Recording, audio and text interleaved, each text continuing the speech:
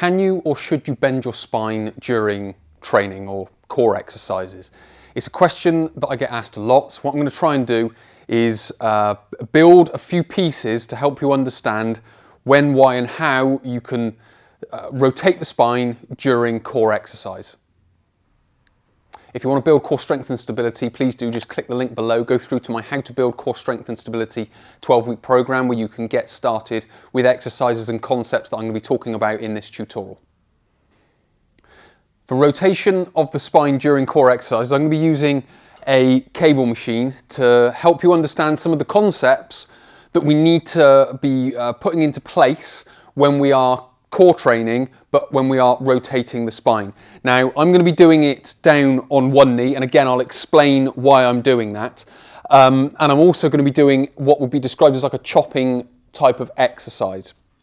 Now, with all of this, the reason that I'm using this is because it's a more basic and beginner's exercise, plus being down in the sort of the half kneeling on one knee, it helps manage the position of the pelvis, because that's what we're looking for from this, because what we want to be doing is we want to be getting the power of the exercise from the shoulders.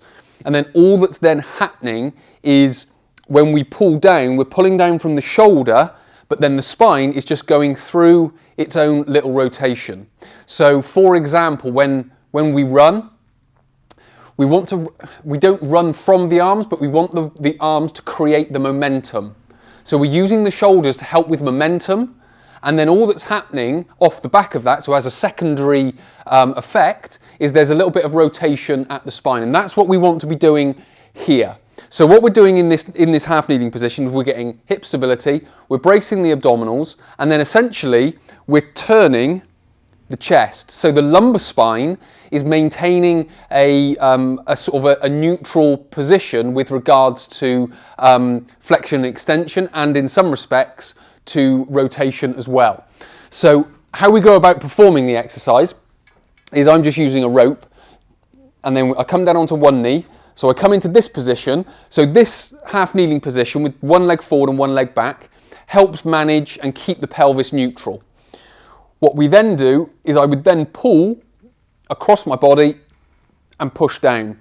Now what you'll notice as I come up to here and up to here, my chest is facing now towards this direction. When I pull the ropes across the body, it's now facing forward, and as I push down, it's now facing in the opposite direction. But what I've done is I've not created that rotation from the upper body. What I've done is I've used the shoulders, which have got the bigger, better muscles for generating power, which is where the rotation comes from. So the lats, the pecs, to give a couple of examples. So from here, it's pulling down, pushing across. As I come back up, again, it's just the movement in reverse. But again, the primary movers are the shoulders. And then the secondary element is the rotation of the spine. So if you're involved in a sport or anything like that involves rotation of the upper torso, let's say, the power is generated within the shoulders.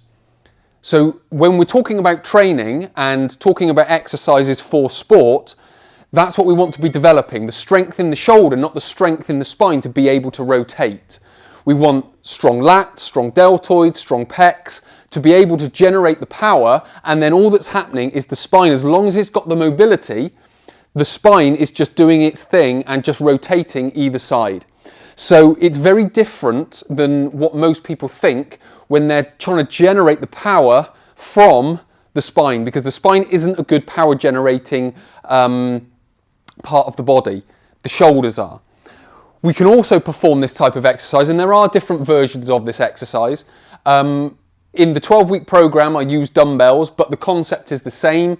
The power is generated from the shoulders, the stability has come from the hips, and then the spine is just stabilizing itself and just rotating as a secondary effect of the shoulders generating the power. Now you can perform this in a kneeling position here.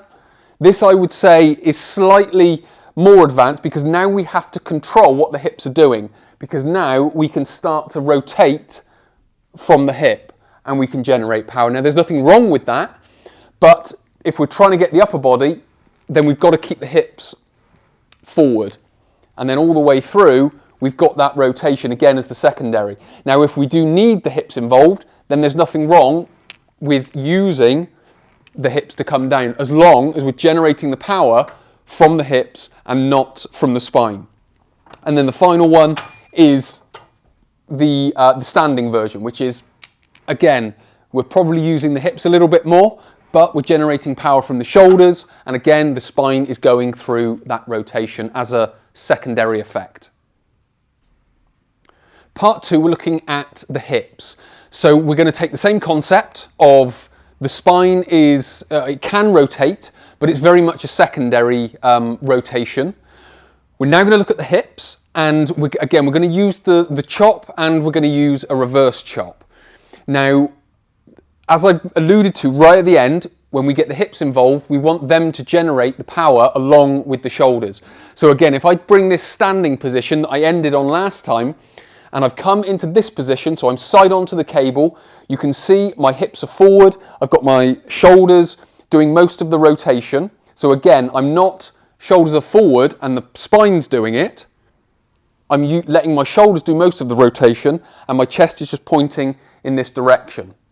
So what we're essentially doing now, again, if this was a heavy load, what I would suggest to someone is they lean into it and they get their hips to start moving. Now, if you see my spine, I'm not trying to bend my spine. I'm using my body weight, and I'm using my hip hinge to start the weight to start moving the weight. What I can then do is, as I've generated that from the hip, so I've brought that hip hinge in, then I've got my shoulders to come down, come up, it's the hip, lean into it, and then shoulders are secondary. So we've got the primary mover, which is the hip, which is to drag it down. We've got the secondary power generators, which is the shoulders, to pull it down. And then we've just got that tertiary little bit of rotation in the spine as the shoulders bring the weight, or bring the handles, across the body. And again, that's the same. We can use kettlebells and dumbbells with this when we're sort of throwing. Again, when I go into the 12-week program, that's what I'm using. So we're throwing the weights rather than just moving them.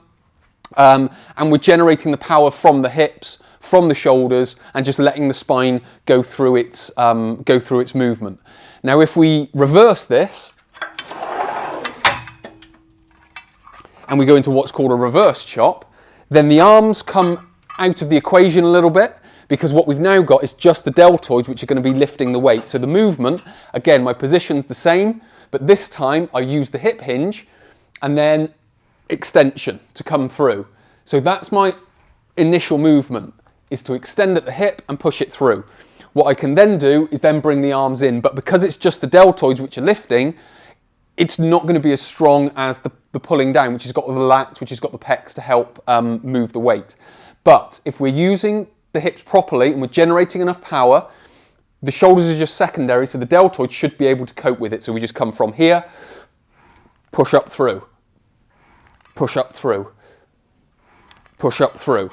So again, we're generating the power within the hip, we're then using the shoulders to assist that, and then right at the end of the movement, we're just getting a little bit of rotation at the spine to be able to get through that movement.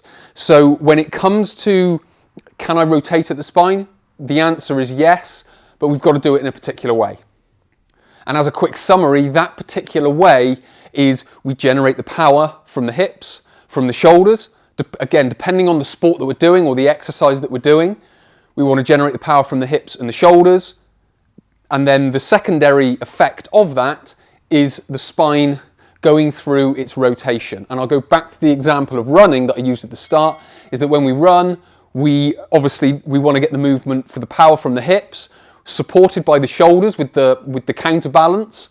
And then what you'll find is the spine just does its little bit of rotation. So we do need some mobility at the spine to be able to take it through that movement. But the spine isn't the primary mover when it comes to rotation. It's the hips and it's the shoulders.